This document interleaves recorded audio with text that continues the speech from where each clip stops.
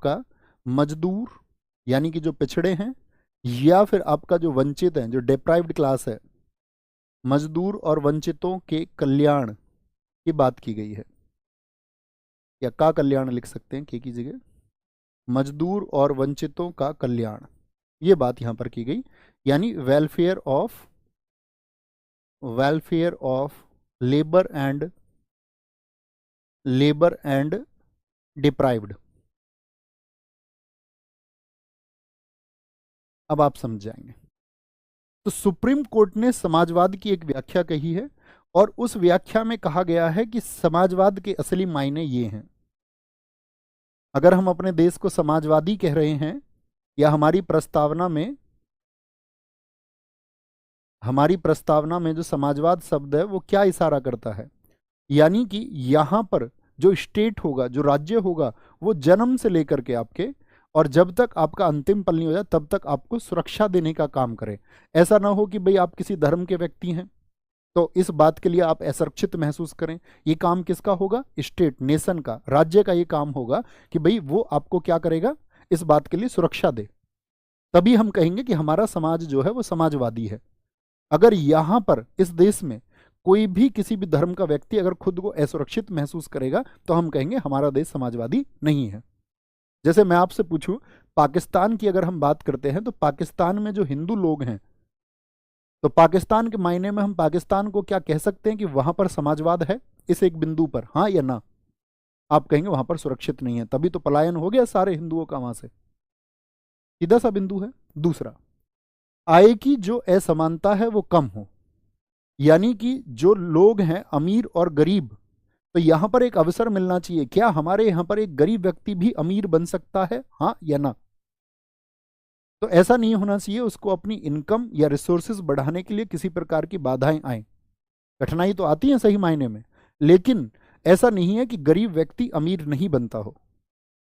तो ये क्या है, समाज के प्रत्येक वर्ग को अपनी आय बढ़ाने के लिए, कहने का मतलब है उनके बीच में जो विषमताएं हैं आय को लेकर के, विषमताएं का मतलब है आपकी जो असमानताएं हैं वो कम हो पाए, तो कर सकता है। जी हाँ। तीसरा, मजदूर और वंचितों का ख्याल रखे कि भाई ये पिछड़े लोग हैं, आर्थिक रूप से, सामाजिक रूप से, किसी भी प्रकार से अगर पिछड़े लोग हैं तो इनके वेलफेयर के लिए गवर्नमेंट को सोचना पड़ेगा। और अगर इन तीन बिंदुओं का ध्यान नेशन रख रहा है तो हम उसको समाजवाद कह सकते हैं। थम्स अप करके बताएं, समाजवाद की परिभाषा समझ में आई? कि एक ऐसा समाज जिसमें पिछड़ों के कल्याण की बात हो, आय की असमानताओं को कम करने की बात हो, और साथ में व्यक्ति को एक सुरक्षा मिले समाज में, तो वह समाजवाद का आदर्श उदाहरण है। क्या हमारे देश में यह है या नहीं है? बिल्कुल है।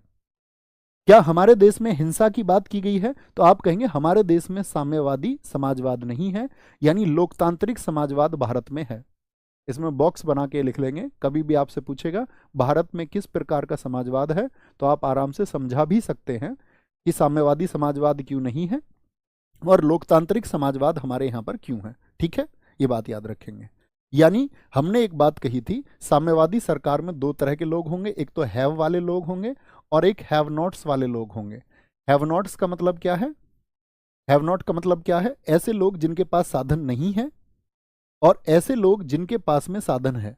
तो मार्क्स ने क्या कहा था? हिंसा करिए, इनके साधन छीन लीजिए और उन साधनों को हम अपनी तरह से चलाएंगे, और धीरे धीरे चलाते चलाते फिर हमें राज्य यानी कि नेशन की ही जरूरत नहीं पड़ेगी, किसी गवर्नमेंट की ही जरूरत हमें नहीं पड़ेगी, और गवर्नमेंट को भी हम उखाड़ फेंकेंगे। अगर मैं आज आपसे पूछूं एक व्यक्ति रिश्वत क्यों लेता है, एक व्यक्ति को रिश्वत लेने की जरूरत हमारे समाज में क्यों पड़ती है, तो उसी को मार्क्स ध्यान में रख रहे थे। ध्यान से समझना, एक व्यक्ति को पता है कि भाई समाज में दहेज दिया जा रहा है, आज दहेज प्रथा लागू है, तो जिनके पास धन था, जो अमीर वर्ग था, उसने तो दहेज बड़ी आसानी से दे दिया एक गिफ्ट के रूप में। लेकिन उसको अब पालन किसको भी करना पड़ेगा, वह व्यक्ति भी जिसके पास धन नहीं है। अब वह दहेज कहां से दे? तो जो निम्न वर्ग का व्यक्ति है तो उसको पता है कि दहेज देने के लिए मुझे धन की आवश्यकता होगी। अब धन की आवश्यकता होगी और वह सरकारी नौकरी में किसी पद पर है, तो वह क्या करेगा? फिर उसको पता है उसे अपनी बेटी की शादी करनी है मतलब कल्पना करना थोड़ा, ऐसा नहीं कि इसके बारे में अभी तर्क और अतर्क की कुतर्क की बात नहीं होनी चाहिए कि नहीं ऐसा नहीं, अभी समझना। दूसरा, आप एक उदाहरण समझिए। किसी व्यक्ति को अपने बच्चों को एक हायर एजुकेशन देनी है, और हायर एजुकेशन उसको पता है कि सरकार या समाज या गांव के लोग मेरे बच्चे की शिक्षा के लिए पैसे नहीं दे देंगे, तो वह व्यक्ति किसका सहारा लेता है? करप्शन का। तो ये भ्रष्टाचार बढ़ रहा है, और मार्क्स कह रहा है इस बात को कि आप सोच के देखिए, एक ऐसा स्टेट बनाते हैं, आप गांव से समझिए, एक ऐसा गांव बनाते हैं जिस गांव में सब लोग उत्पादन के साधनों पर नियंत्रण रखेंगे, यानी मालिक सब लोग होंगे, कोई अमीर और गरीब नहीं होगा। और जब जिस व्यक्ति को जरूरत पड़ेगी, मान के चलो किसी की बेटी की शादी है गांव में, तो पूरा गांव मिलकर के उसको सहयोग करे, तो क्या उस व्यक्ति को ऐसे अतिरिक्त साधनों की आवश्यकता होगी? तो ऐसी थ्योरी सोच रहे हैं मार्क्स, जो प्रैक्टिकल में पॉसिबल नहीं है। क्या प्रैक्टिकल में पॉसिबल है? तो ये मार्क्स का मानना था, ओके। लेकिन फिर भी दुनिया कहती है कि एक समय ऐसा आएगा जब वंचितों की संख्या ज्यादा हो जाएगी, एक समय आएगा कि मार्क्सिज्म आएगा दुनिया में। तो ये बात क्लियर हो गई। समाजवाद हमारे यहाँ पर कैसा है, ये सब बातें मैं उम्मीद करूंगा आपको अच्छे से समझ में आई होंगी, ठीक है। यानी कि समाजवाद में क्या होगा, समाजवाद में समाज पर जोर ज्यादा दिया जाता है, ताकि व्यक्तियों के बीच में क्या हो जाए, समानता बढ़ाई जा सके। एक सिंगल व्यक्ति पर जोर नहीं दिया जाता है, पूरे समाज पर गौर दी जाती है, और यह माना जाता है कि पूरे समाज पर ध्यान देके व्यक्तियों के बीच की जो असमानता है उसको कम करना है। समाजवाद क्लियर है। तीसरी बात आती है पंथ निरपेक्ष, सेक्युलर।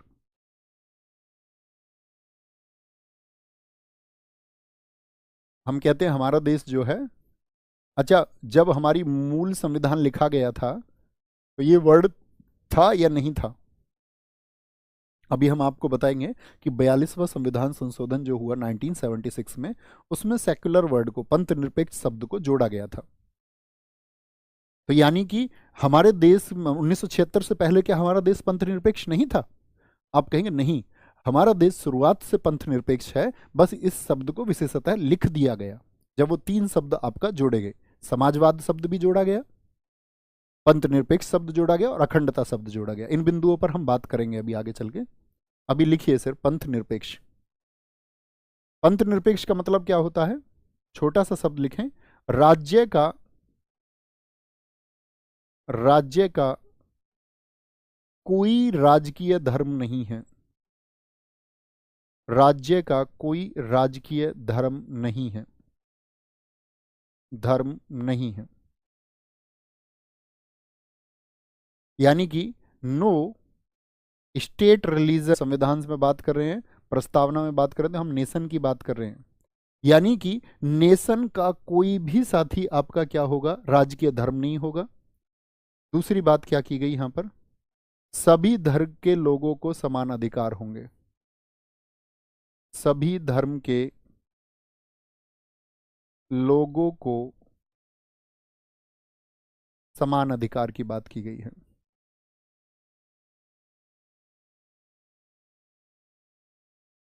यानी कि equal rights for all religions, equal rights for all religions की बात यहां पर की गई है। बात समझ में आती है? अच्छा, मैं आपसे पूछूं, हमारे देश का धर्म कौन सा है, राजकीय धर्म? क्या हमारे देश ने किसी भी धर्म को राजकीय धर्म बनाया है? आप कहेंगे नहीं भैया, लेकिन हमारे देश में सभी धर्मों के लिए अगर मैं बात करूं, समान अधिकार हैं सब लोगों के लिए। आप कहेंगे जी भैया, एकदम से ठीक है। यानी कि वह पंथ निरपेक्ष हमारा देश है। चौथे बिंदु पर आते हैं। चौथा बिंदु है लोकतंत्रात्मक गणराज्य। इसके बड़े मायने हैं। लोकतंत्रात्मक गणराज्य यानी कि डेमोक्रेटिक रिपब्लिक,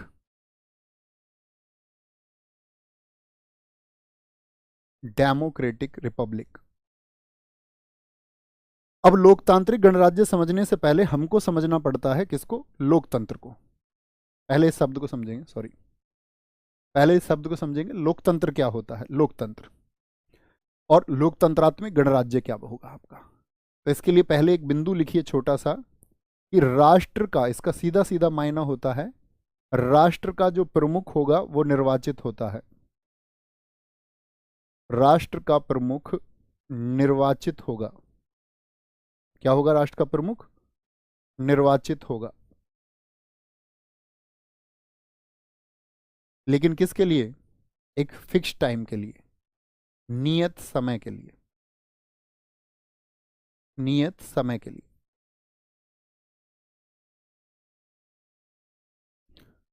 यानी चीफ ऑफ द स्टेट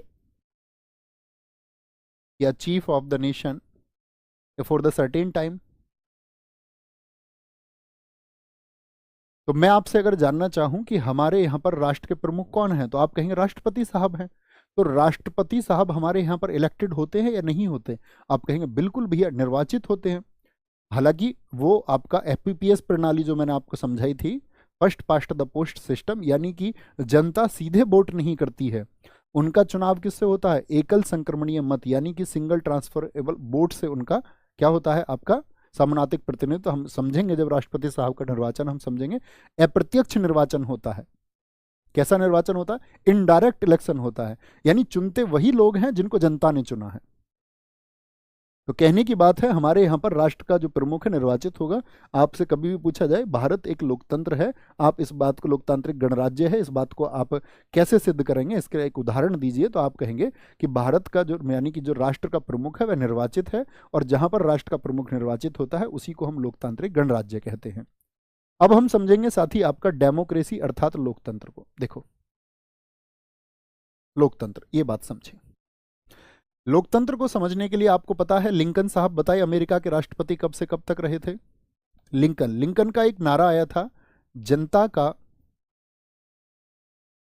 जनता का, सॉरी, जनता का, जनता के द्वारा। सबका आंसर आना चाहिए। लिंकन कब राष्ट्रपति रहे थे और कौन से नंबर के राष्ट्रपति थे अमेरिका का? जनता के द्वारा और जनता के लिए, जनता के लिए, यानी कि of the people, of the people, by the people, by the people, for the people, for the people. ये इन्होंने अपने, मतलब जब ये आप सब लोगों को मैंने बताया था 1861 से लेकर के 65 तक ये अमेरिका के राष्ट्रपति यानी 16वें राष्ट्रपति रहे थे। तो उसी समय 1863 में इन्होंने ये नारा दिया था। कब? 1863 में। याद रख लेना, पूछा जाता है। लिंकन साहब, ये भी पूछ लिया जाता है नारा किसका है। तो उन्होंने कहा कि लोकतंत्र हम उसे कहेंगे, लोकतंत्र को हम समझ रहे हैं, डेमोक्रेसी को हम समझ रहे हैं। उन्होंने कहा था डेमोक्रेसी वही है जिसमें सारी चीजें किसमें निहित हों? जनता में निहित हों। यानी वह जनता का शासन हो, जो लोग चुने जाएं, जो साथी चुने जाएं, जो शासन को चलाएं, वो लोग जनता के द्वारा चुने जाएं, और चुनने के बाद में भी वो किसका ख्याल रखें? वो जो काम करें वो जनता के लिए करें। यानी किसका? जनता इसमें क्या हो गई? आपका मुख्य बिंदु हो गई, मुख्य बिंदु हो गई। तो हम कह सकते हैं भैया लोकतंत्र में, लोकतंत्र में क्या हमेशा ऐसा होगा कि जनता के द्वारा ही लोग चुने जाएंगे? हाँ या ना?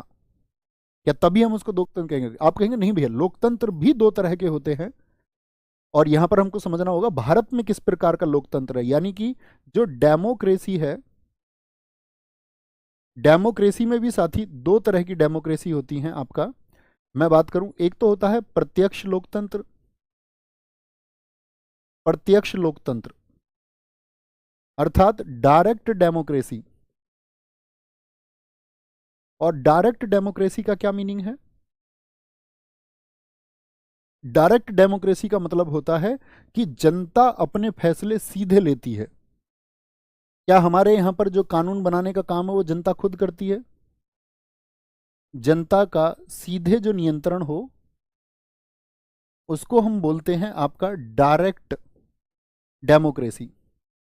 मुझे बताएंगे कि हमारे यहां पर जनता कानून बनाती है, जनता द्वारा चुने गए प्रतिनिधि?